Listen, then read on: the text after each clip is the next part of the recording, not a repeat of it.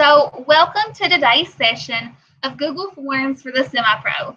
If you are in this session and you're like, I don't know if this session is for me, I don't know if I would be labeled as semi-pro or whatever, if you start listening and you're like, oh, I don't know how to do some of this, I do have a Google Forms PD for the beginner. This will walk you through everything from how to create how to create a Google form from scratch. So Google Forms for beginners. I'm sharing that link right here in the chat window, so you can have that as a resource if you need it.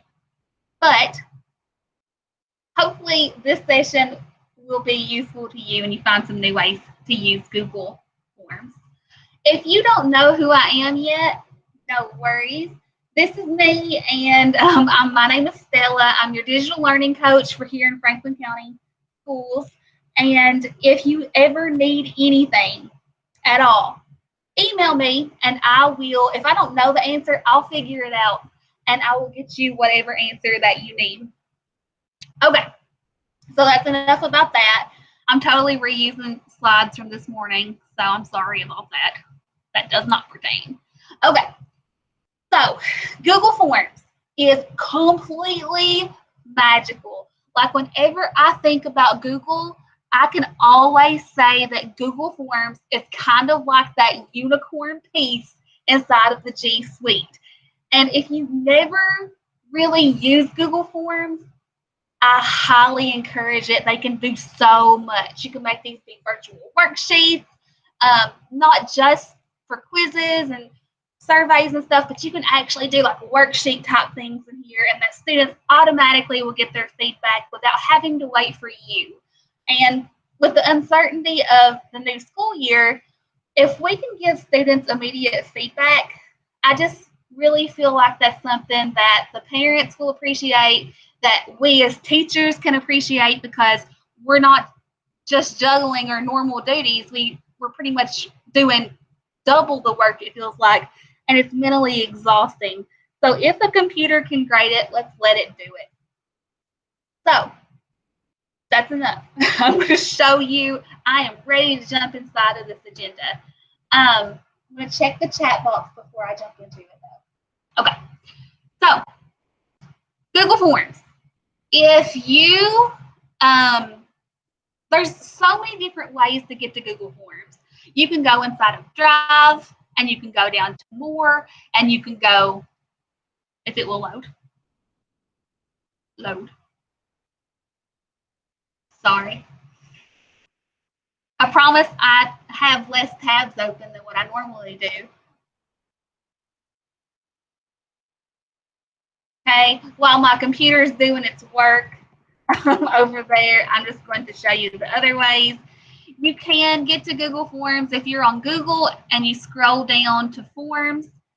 That's going to have every Google form that you've ever created in there, and you can click the plus sign down here or up here, and it will create a new form for you. And if you've never been to that website, to that forms.google.com, by clicking on the waffle and going there, Google Forms has tons of templates that are already created for you. So if you click on this template gallery and you go to general, you can scroll through and you can see all of the different Google Form templates that they've already created. I never use these because I like to just create my own and make them look pretty, but they are there for you if you need it. So I'm going to click new again. My Google Drive is still loading. Sorry about that. You can also create a new Google form by doing this, forms.new, and then you don't have to go to any, like you don't have to go to your Google Drive, you don't have to go to the waffle or anything like that. Okay. And then finally, my Google Drive did load. You can go to New, More, and Google Forms this way. And I usually go through my Google Drive. just because if I'm inside of a folder already, it's going to automatically store that Google form directly into the folder that I'm working on. And to me, I need all the help getting organized that I can get. So I usually use the Google Drive shortcut. If you need help with any of those, just feel free to drop a question into that chat box and I'll help you. I'll get you sorted out. So when you get your Google form created and it's blank, we all know that you can have different types of questions here. So there's a lot. The standard ones are usually that short answer question, the paragraph question, multiple choice, check boxes, and drop down. I'm going to talk a little bit about the rest of these in a little bit because they hold very powerful um, some very powerful uses for if we have to do virtual learning or NTI any this year. But for now, I just want to show you some tips and tricks with these common ones because I feel like most of us have probably used these before. Also, I'm horrible at remembering to name things. So if I have a Google form and I do not name it at the beginning, I will forget. I will forget. So I'm just going to go ahead and name this. Okay. And when you name it up here, it's automatically going to name it right here as well. Something that kind of gets overlooked a lot is this form description. If you put any information in this form description, it's what's going to be at the main top directly underneath your title whenever your students or the parents view it.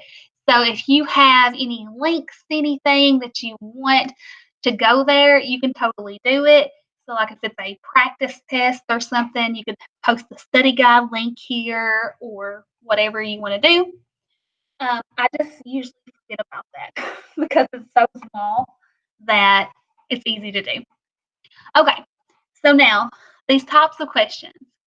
We know that with multiple choice, we can go in here and we can type in a question. And we know that down here we can give different options.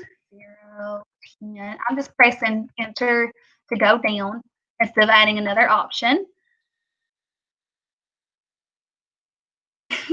Okay, so when you have that, you can go ahead and you can make this into a quiz so you can select your correct answer. So to make it into a quiz, if you've never done that before to where it automatically grades itself, you can click this COG wheel and go all the way over to quizzes and click make this a quiz. Now, I'm going to come back and talk about this locked mode on Chromebooks in just a little bit, so I'm going to ignore it for now. But down here underneath that, I can release that grade automatically or later after manual review. I had a student cry one time because he thought that he failed his 7th grade science test because Google doesn't automatically grade paragraph questions and it was like 75% of the test. So he thought that he got a 25%. It's because I'd automatically released that grade and I didn't warn my class that, hey, when you get your results, it's going to show you just your multiple choice. I have to manually grade your short answers and your ERQs. And I forgot. That was a total teacher fail. So if you turn that on, I think it's amazing. I think that's what I prefer. But remind your students that if you do have a blended test, that they're only going to get their answers or their summary for their multiple choice or the things that you have automatically graded. So keep that in mind. Also, underneath that, you have respondents can see. This is something I forgot about often. But as a teacher, I loved letting the students see which questions they missed because that's super important. But I didn't want them to have their correct answers automatically given to them. I wanted them to have a chance to reflect on the question, to think about why they missed it, and then to find the correct answer. And then the point values is just what you're going to be able to assign each question to be worth. So I'm going to press save. So that was a long-winded way for me to say, make it a quiz. Now you can do an answer key and you pick the correct answer. My point is how much that question is going to be worth. So if I want it to be worth 1 point, I can do that. If I want it to be worth 5 points, I can do that. Okay? One thing that I absolutely loved doing after students finished the test and they immediately got their grades back, I wanted them to automatically go and reflect on their score.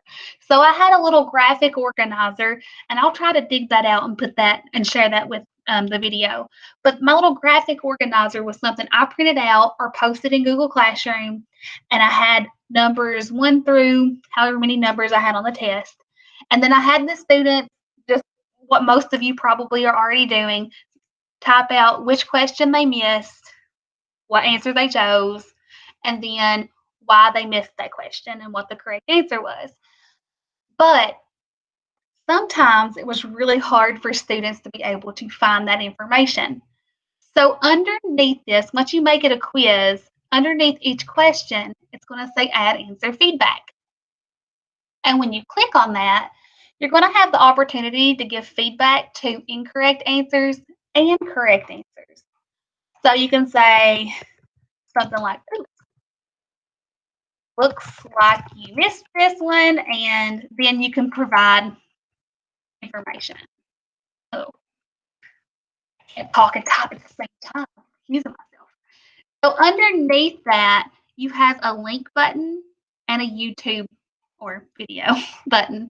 So if you click the link, you can link to, like, let's say that I had a Google Classroom assignment and go to my Google Classroom.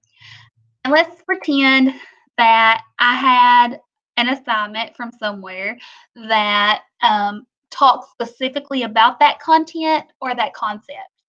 I could copy a link directly to that question and use that in my feedbacks. Sorry, I've got so many in here. Now that sounds like a whole lot of work, but you don't have to do it for every question. Once you have it for one, you can just copy and paste that same feedback if it goes along to that same idea.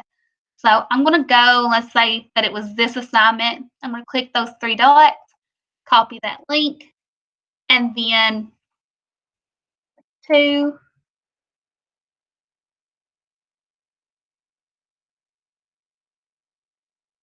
Okay, so you're going to text the display and then your link to, click your add button. But you can also add YouTube videos. So like let's pretend that I had additional video. Let's pretend that I wanted to use this video. Make sure that you approve it for Franklin County Schools on YouTube. And you can automatically have those 2 resources, and you can have as many resources as you want, really. If you have a YouTube video that you have done, you post it in Google Classroom or on YouTube, then you could go get the link to that YouTube video and post it directly there. Correct answers look exactly the same. So I'm going to press save. And now any student that answers that question incorrectly, whenever they review their test, they're going to see this. So it's what it will look like. Do you all have any questions about that feedback, or we feeling pretty good?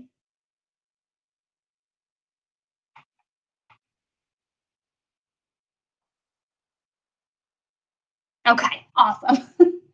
All right, great. So I know that one's kind of a basic one, especially turning it into a quiz, but it's going to be useful for the rest of our session. So I wanted to make sure that I had that. And Nikki, I really do love that. Now, what happens if your next question is pretty similar?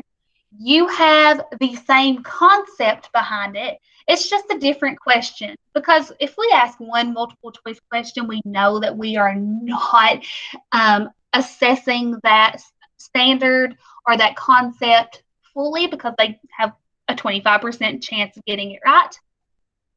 So you don't want to have to go back and do that feedback automatically every time. That's okay. You got this little button right here. This button is my jam. Like, I love this button. Watch what happens when I hit it. It duplicates that question. It also duplicates that feedback. My brain just explodes whenever I do that because I'm like, oh, time saver. It's not only great for that feedback, but if you're doing something that is vocabulary and you only need to change like the question, but you want your multiple choice to stay the same, then you can have your different question and just make sure that you go in and change the answer. Don't leave it the same as it was. I love the duplicate button. It is my favorite thing in the whole wide world. So, yeah. So to do that, it's just that button right there.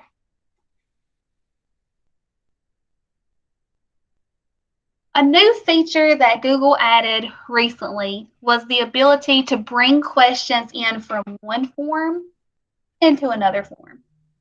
So, for instance, if I had a form that I created last year or last week, I can bring that question directly into this form. It's been a lifesaver for me with all of the PD forms that I've created.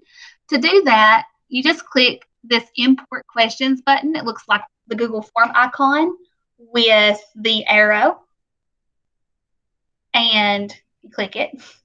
It's going to bring up all of the forms that you've created. I've got a lot. Let's just pretend that this was the form that I wanted to pull a question from. Like maybe it's a pre-assessment and I'm working on my post-assessment or whatever. I click select. And over here to the side, I now have a window where it has all of my questions. I can select all questions and directly import those if I want, or I can go through and add just the questions that I want and pick import questions, and it's going to automatically bring those in. So you don't have to type it again. It's already there. Dawn, I'm glad that you like that because whenever they came out with that, I was like, oh, I needed that all of my life. That's exactly what I've been needing, and I didn't even know it. When you click that icon too, you can also look at your previously selected Google Forms for ones that you commonly pull from.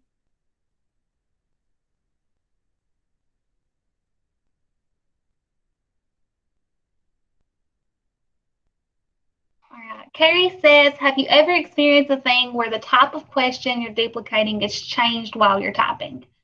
So like, are you talking about this from this menu? It changes the type of question, like from a short answer to a multiple choice or whatever. So what happens there, Google Forms uses AI, augmented reality, to automatically guess at what type of question that you're going to have. So, like, it's going to automatically change that one to short answer every time without me clicking on it. But whenever I'm duplicating, it should make it be exactly the same as it was before. Unless I change something in it. That's a bad question. But some of them, if we change something, it automatically thinks that we're trying to ask something different. I haven't experienced it where it automatically, like during duplicate, whenever I'm duplicating a question, where it changes it automatically. That's strange. Has that happened to you, Carrie, before?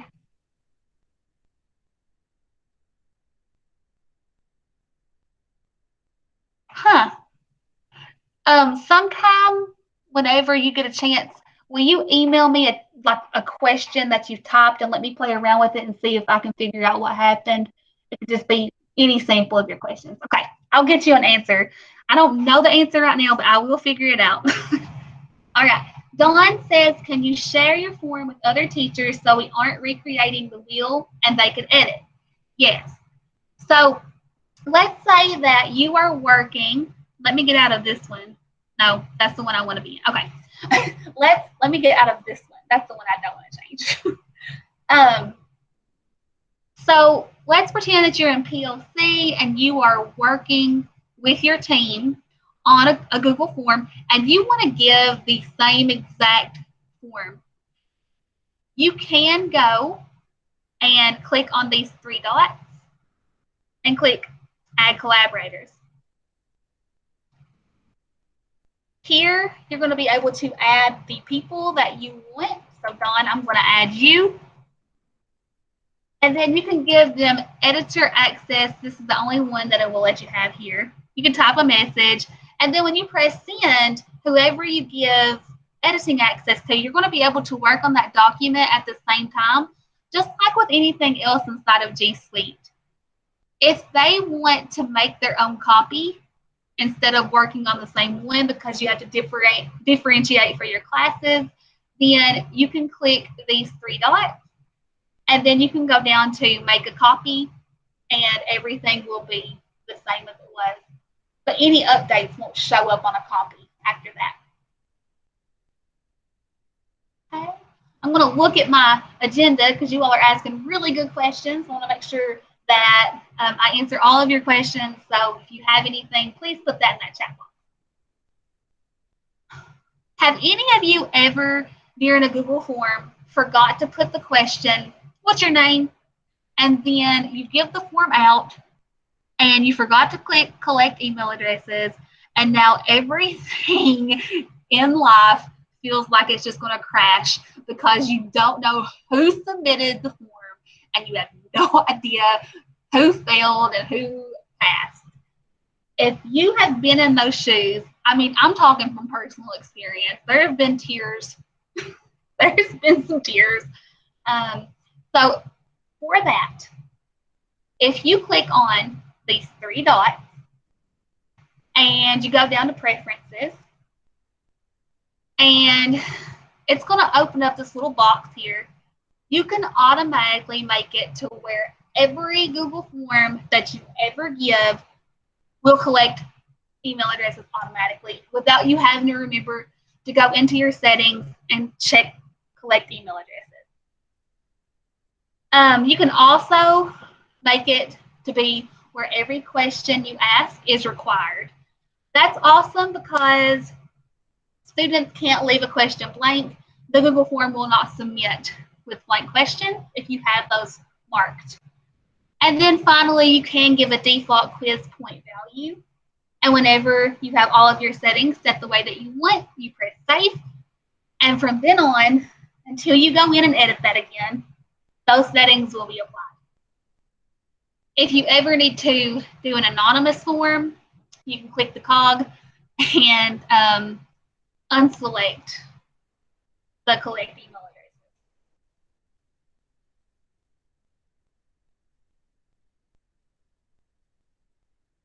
So one thing to keep in mind while we are in the COG wheel is if we plan on, and if we teach little, and we plan on doing a Google form, and we know that those little people might be on their parents' phones, you can go ahead and turn off where it restricts to FCPS, and they can log in and just make sure that you have a question like what's your first name, what's your last name, that way you can know who turned it in. So that's one way that I always get by with that. And if you're doing like a parent survey or anything, make sure that you go in and unselect that as well. And then you can also limit to one response with edit after submission if you want to do that. Okay. Under presentation, I used to make like different copies of the Google form and shuffle the questions manually because I had science tables. And I know my middle schoolers had some wandering eyes, but since then, Google has made it to where you can shuffle question order. So the questions will be random. If you have a question that's what's your first name, what's your last name, it will randomly appear somewhere in the test. And kids are always like, I don't understand why this question is there unless you remember to go in and tell them like, hey, the questions are shuffled. So that helps with some wondering. Okay. So that's it for like the basic functions from that COG wheel. We've talked about the quizzes and how they can be self-grading. Do you all have any questions about the quizzes and self-grading and anything from the settings so far? Are we still doing pretty good?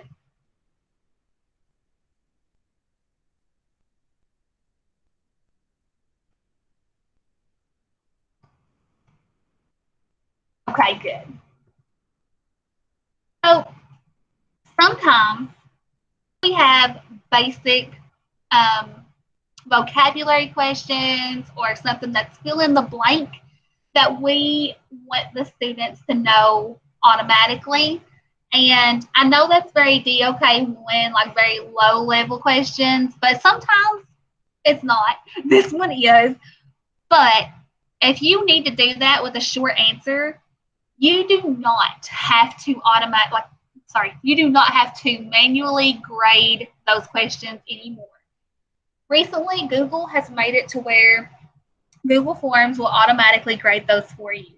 So if you click answer key, you can go in here and you can put the correct answer. But you can put multiple correct answers. If you know that there's a few different ways to spell it or a few different ways to type it in, you can put those in there. High school teachers, I know that you're probably like, no, they need to know how to spell. So you can only have one correct answer if you want to, but you can put however many you want and you can mark all other answers as incorrect and it will automatically grade those for you, just like it does with multiple choice.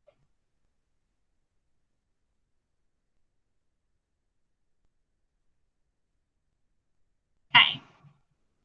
So after we have everything created and we go to responses, and you know how when you have responses, you can scroll through this list and you're going to see pie charts and bar graphs, and it shows you the most commonly missed or frequently missed questions. If you've never did that with a form that has responses, I highly recommend it, especially that frequently asked questions part.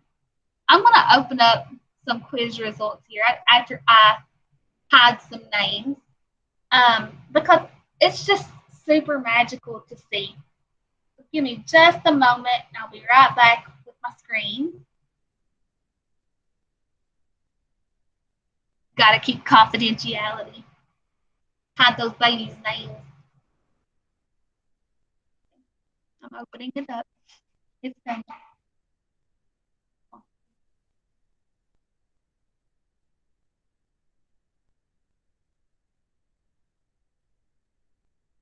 And while it's loading, if you all have anything to add about anything that we've talked about or anything about Google Forms, feel free to hop on the mic or drop it in that chat box.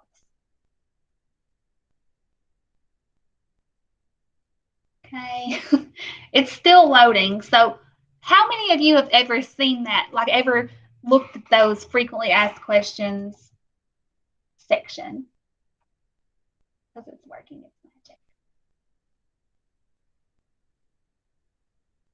I'm going to come back to that in just a little bit after it loads. That way, I'm not wasting your all's time while you're looking at my screen, not even moving.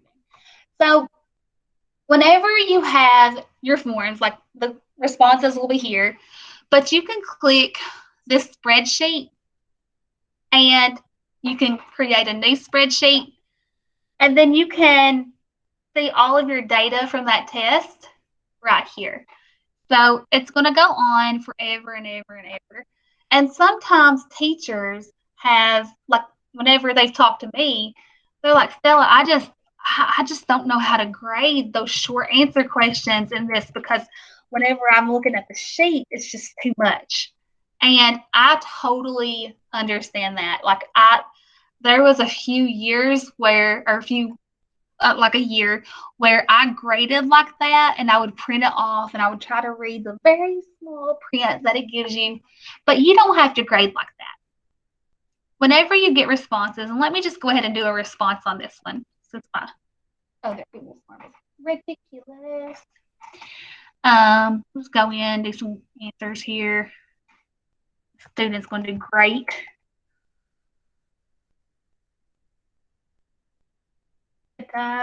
Okay, so now whenever I come to my responses, there's the charts and everything else. But whenever you come here, you can click on individual and you can grade directly here.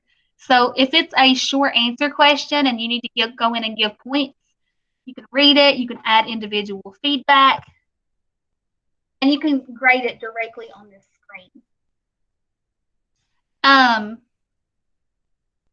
And then when you get ready to go to the next student, you don't have to close this out or anything. You've got these little arrows up here to where you can navigate to your next student. If you ever have a student that did really poorly, or maybe you need that data for RTI or for a parent meeting, you can always print individual responses as well if you need that.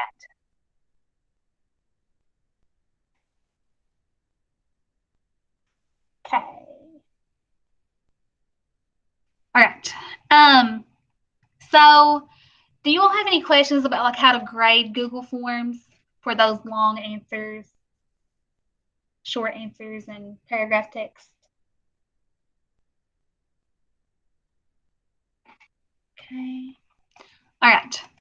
So I want to show you something else, and I think elementary all the way up through high school will really love this. So whenever you have a question, let me go down here to the bottom and add a new one. And let's say that this time I want to add a paragraph question. I really want that long response.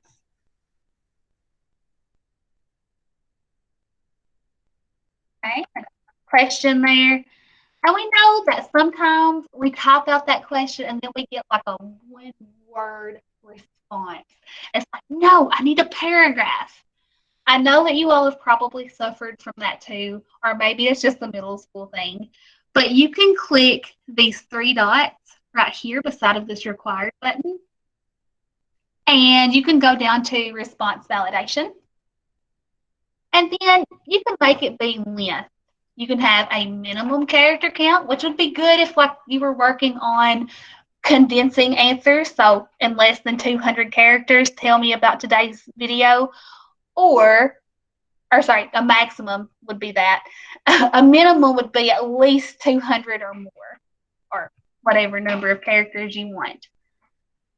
For the custom error text, this is going to be whatever pops up whenever they try to submit something with less than that number of characters.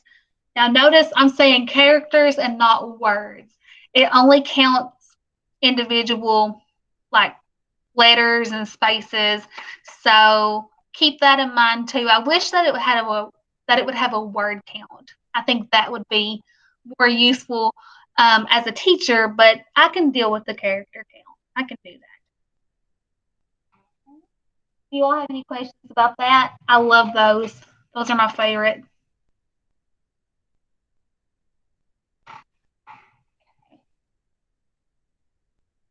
All right. So you can embed a video directly into a Google form. So on the agenda, I have linked one of my on-demand sessions. I linked it so you can kind of see what I've done here. So like down here in a separate section, I'm going to have my YouTube video, and students or whoever is viewing it will be able to watch that video directly on the Google form. The reason why that's so powerful is they don't have the comment section. They don't have those little advertisement videos over here, and they don't have any advertisement at the front or the back either. So it kind of takes away those distractions by just having it embedded into the Google form. To do that, you click on this little video button here, and it's going to pop up. It's going to say video or URL. So I usually just use a YouTube video.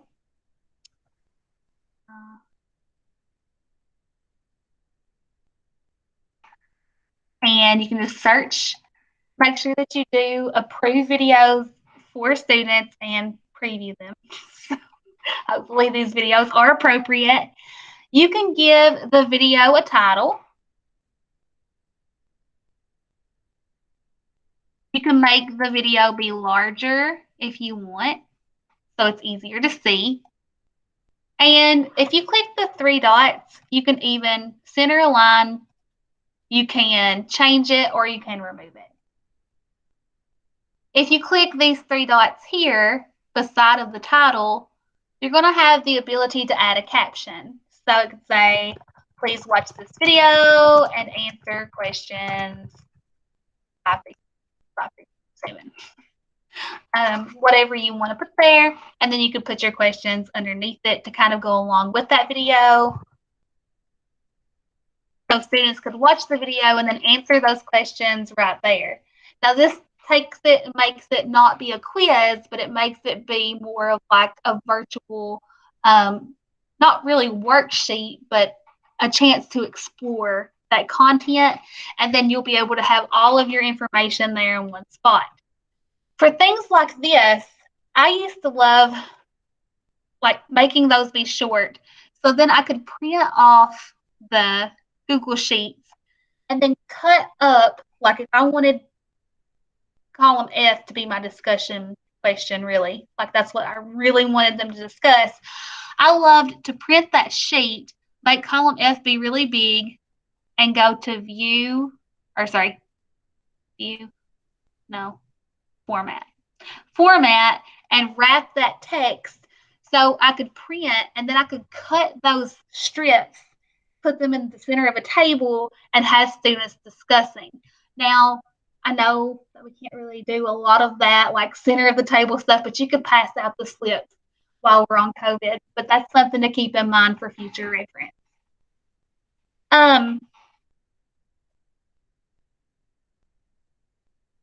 Okay. I always loved using Google or YouTube inside of Google Forms. So, whenever I have my on-demand sessions or the summer PD sessions that you all filled out, I broke my Google form up into sections. To break up your form into sections means that you could have questions up here saying, what's your name? Where do you work? Or which grade, which period do I have you? Whatever. And then after you get finished with that section, you can press this little sign here. It looks like an equal sign. And it's going to cut that Google form into a brand new section. So if you had Unit 1, like if it's a midterm or a review, you can put Unit 1. Or if you teach elementary and you have a variety of students every day, but you teach the same, you teach the same students every day, but you have a variety of content that you're teaching, you could have a section for math. And then you can go down and ask a couple of questions. Then you could have a section for social studies, and then for language arts, and so on and so forth. So you could have everything in one form, but kind of broken up to where they know that they're taking and going to a different content. Sometimes, though, if we have a long Google form, a really long one that we think that students are it's going to take them a little while to complete. My suggestion for those longer Google Forms is to go to the COG Wheel and put it to where students can edit after they submit. You can always go back and take that ability away after the test is done. But that way, if the computer freezes or the Chromebook glitches while the students are taking that test, then they can go back to that link, and even though it says, sorry, you're limited to one response, they can click edit. So it's going to save those answers that they already had, and then they can just go back in and finish up where they left off. But if you're doing it for virtual learning, I totally would have that edit after submit, just to save some headache from families and students, and then for yourselves as well. All right, so just a few more things on the list, and then we'll get to questions and signing in and doing all of our PD stuff. So one of the last things that I want to talk about, and I saved this one for last because it's one of my favorite things, the ability to add pictures into the Google form. Now you've probably done this before, but there's a few different ways that you can use these. So number one, you can add a picture directly to a question. So I'm going to click that little picture there, and I did it pretty fast. So there's right there beside of the question, in between my drop-down menu, I click there. I can upload a picture from my computer. So let's say that it's a PDF of something that I have saved directly on my desktop computer. I can upload it. Or let's say that this is math homework and I want to embed a picture of that. I can do it. And then I can insert it. I can do it by URL. Come back. And if you ever do that and you're like, oh, that's not the picture that I wanted, click these three dots here and change it. So you can look up a picture by URL. If it's on a website, it will automatically cite that source for you. But only select images, like make sure that you're not breaking any copyrights. Google Photos, but Google Drive, and then finally what I use every time just about is the Google image search. Any pictures that you find in this tab right here are labeled free for reuse with modification for educational purposes. So you don't have to worry about breaking copyright. So let's say that I wanted to find a picture of Pangea. I could type that in and find an appropriate picture that I want, like maybe that one. And then I click insert. And it's going to add that picture directly into this question. Oh.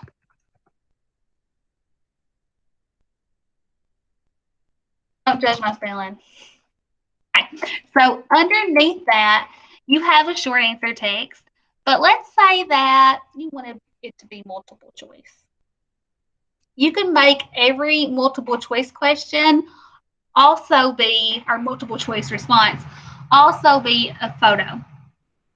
So you can go in here and you can click Google image search and you can search for other pictures, like a heart, or whatever you want. And all of those other options still apply as well.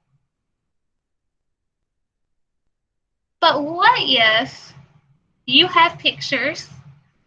So news, or just a spoiler, tomorrow's session on interactive Google Slides, you're going to figure out how to create your own math manipulatives and other manipulatives for all subject areas. And I'm going to show you how to create your own pictures easily and save those to Google Drive. So then you can use those all the way in here. So let's just pretend that this would be one. Insert. And you can add those pictures directly from your Google Drive, and you won't have to worry about copyright because they're going to be created by you. So you can have like the one that I have on the agenda. I created that one, and I could put something like this into my question and have students tell me the measurement of that strawberry or anything like that. So you can create your own little cute pictures.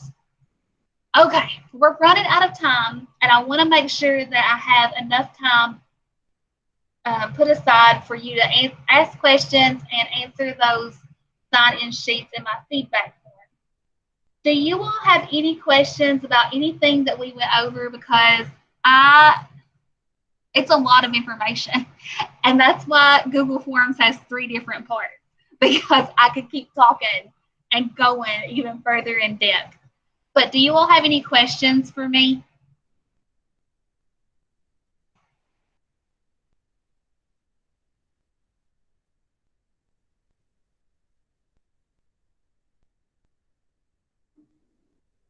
All right. And as always, if you don't have questions now, but you have questions that arise in the future when you start getting a chance to work with Google Forms and play around with them a little bit more with what you've learned today, feel free to shoot me an email. Denise says, if I had used a photo on my Google slide in my Google Drive, could I pull it? Janine, that is a fabulous question, and I have wonderful news for you. Absolutely. So, for instance, let me pull up a Google slide here. Just pretend that, oh, never mind, that's not my Google slide. That's not what I want. Just pretend that these are science questions instead of fabulous people who have completed their Google certification. So I can go to File and I can go to Download. And if I do JPEG, it's going to only do the screen that I'm on right now. And then to save that to my Google Drive, I just open that up. We'll scoot it over just in case something confidential pops up. Somebody shares something with me or anything. They have not. Okay. So I would just drag that, and I can drag it into a folder if I want to. And when I drop it, it's going to save. My Google Drive is not loading. But I would drag and drop, and it would automatically save into my Google Drive. So whenever I'd go to my image, it would automatically be there. There we go.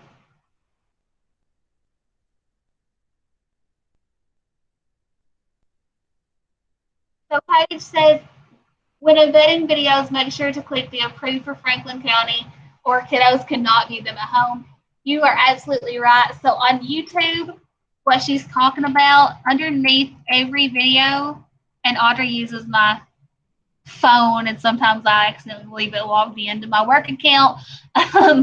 So, for instance, this TTPO episode, if I wanted that to be embedded on my Google form, I would just click Approved underneath it to make sure that that video is approved.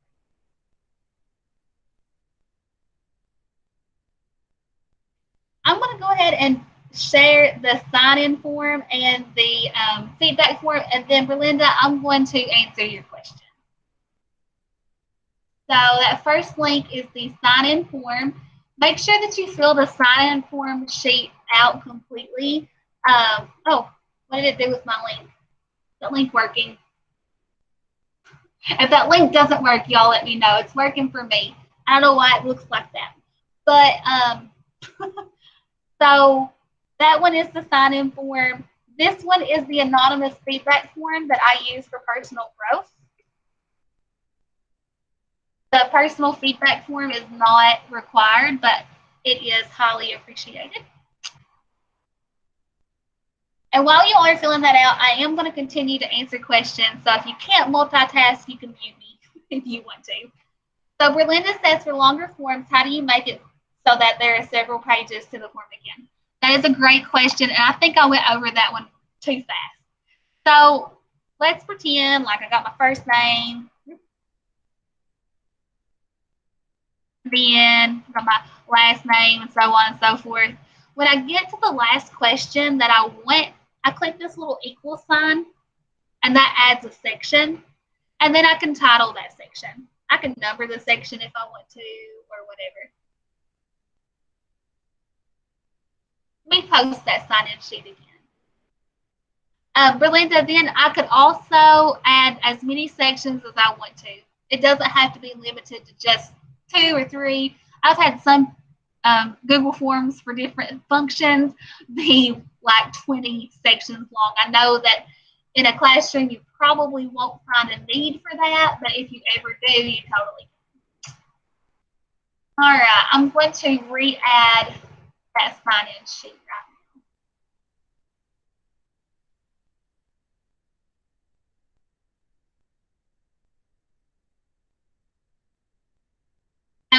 Have I not?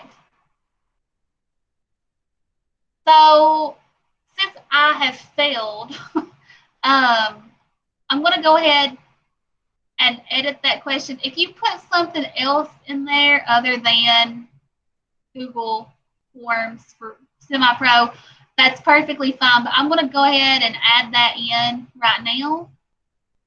Play option. If you want to refresh, Google Forms for semi-pro is now an option in there. If you pick something else, I can change that. That's not a big deal. I'm sorry about that, guys.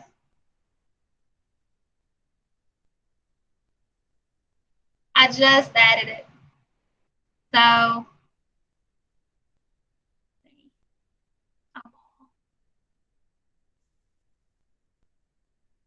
it would be the last option now. If you pick something else, like I said, though, it's completely fine.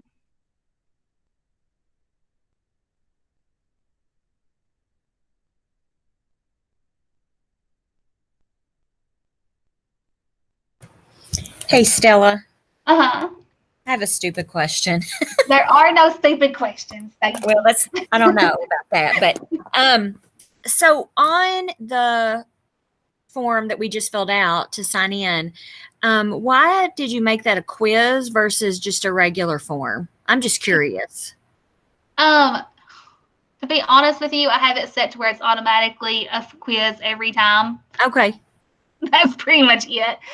Okay. Not that There's it was no wrong. I was just curious what the, advantage would be of that. I was just not sure. typically, like, what happened was I made copies of a lot of forms. Right. So for my on-demand sessions and stuff like that, I made them be quizzes because I had to go in and grade, like, just to double check that the form was filled out completely. But this is just a copy of one of those. Okay. That's fine. I was just wondering. No, that was a good question. All right, so we have about 5 minutes left. If you have filled out the sign-in form and you have filled out a feedback form, if you want to, not mandatory, you can have the last 5 minutes to play around with Google Forms and learn. Oh, thank you, Carrie. That is important that I add it to both forms. Put that on my feedback. Like, Stella, make sure you check your stinking forms. Jacking it all up. So after you've filled out both or one, make sure you fill out at least one, the first one. You can have the last few minutes of the session to play around with Google Forms, and I will be around to answer any questions up until 3:30. Thank you all so much for being here. And if you are trying to fill out the session feedback form, I did add that to the bottom of those options as well. Thank you all so much for being here.